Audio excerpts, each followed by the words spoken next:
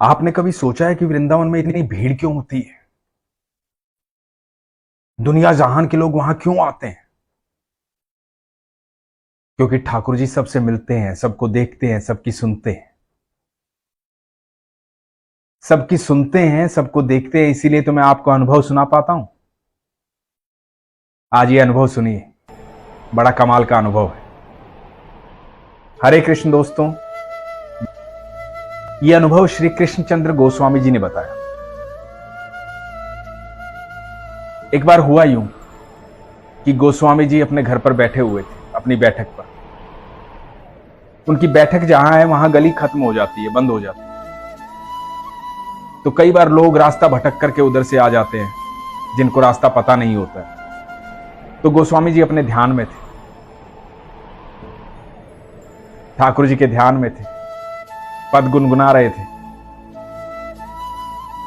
इतने में उन्हें एहसास हुआ कि कोई आदमी आकर के खड़ा हुआ। आंखें खोली तो देखा कि बैठक के सामने कोई खड़ा हुआ। तो गोस्वामी जी ने कहा कि आप गलत आ गए हैं, उधर से चले जाइए। तो उस व्यक्ति ने बड़े मुस्कुराते हुए कहा, सरल स्वभाव में, कि आज भीड़ बहुत है, प्यास भी बहुत लगी है, थोड़ा पानी पिलाएंगे? गोस्वामी जी बताते हैं कि उनकी मुस्कुराहट बड़े कमाल की थी। मैंने सामान हटाया और उनको कहा कि आइए बैठिए आराम से, पसीने में लथपथ हो गए हैं आप, बैठिए। और पास ही रखे मटके से उठा करके पानी दिया। उन्होंने जल पिया, थोड़ी देर बैठे, धन्यवाद किया और जाने लगे। तो गोस्वामी जी ने ऐसे ही पूछ लिया कि आप ठाकुर जी के अनन्य भक्त हैं, कब से आते हैं वृंदावन? तो उन्होंने बताया कि मैं तो हर अमावस्या को आता हूं। तो बोले, अरे वाह, कहां से आते हैं? तो उन्होंने बताया कि आगरा में बालकेश्वर कॉलोनी, मैं वहां रहता हूं क्वार्टर में, नाम रामाधार चतुर्वेदी। तो गोस्वामी जी ने कहा कि अच्छा, हर अमावस्या को आते हो? बचपन से ही ठाकुर जी के भक्त हो? तो रामाधार जी ने कहा कि अरे नहीं, ऐसा भाग्य कहां। वो तो बहुत भाग्यशाली लोग होते हैं जो ठाकुर जी का बचपन से नाम लेते हैं। हमने तो जिंदगी में बहुत अच्छे बुरे सब तरह के काम किए, जिंदगी को नापतोल से जिया है, सब तरह के मन में विचार रहे हैं। लेकिन एक घटना ऐसी हुई जिससे जीवन बदल गया, और अब लगता है कि ठाकुर जी के अलावा कुछ है ही नहीं जीवन। तो गोस्वामी जी ने कहा कि बताना चाहेंगे वो घटना? तो रामाधार जी वहां फिर से बैठ गए, बताने लगे। बोले, हुआ यूं कि एक बार पत्नी शादी में गई थी, वहां से आई, आकर के अपने सारे गहने उतारे और एक छोटे से संदूक में रख दिए, और संदूक को रेडियो के पास रख दिए।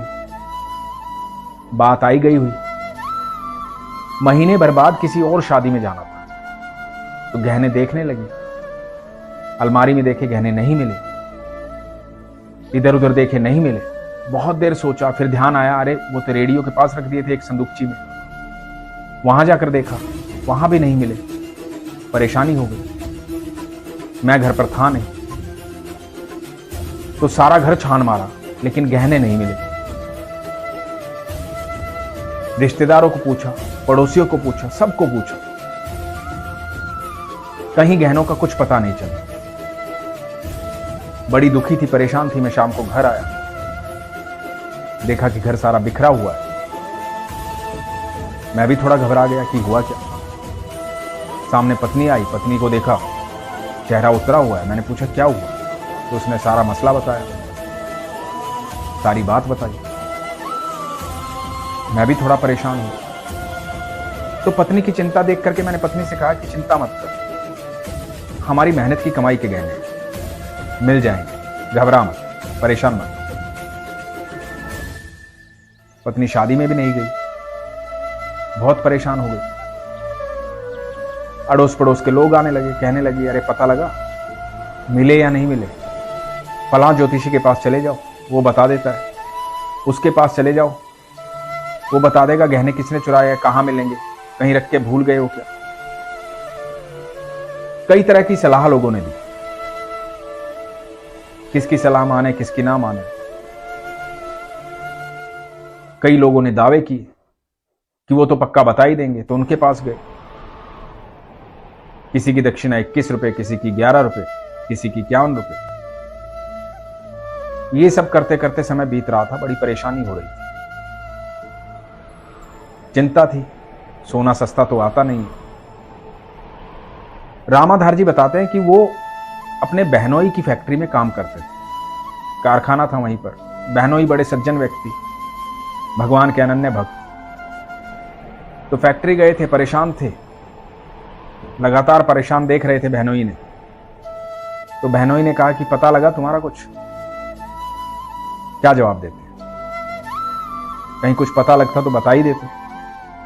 तो बहनोई ने कहा कि तुमने अपने सारे प्रयास कर लिए ना, अब एक आखिरी प्रयास करो मेरे कहने से।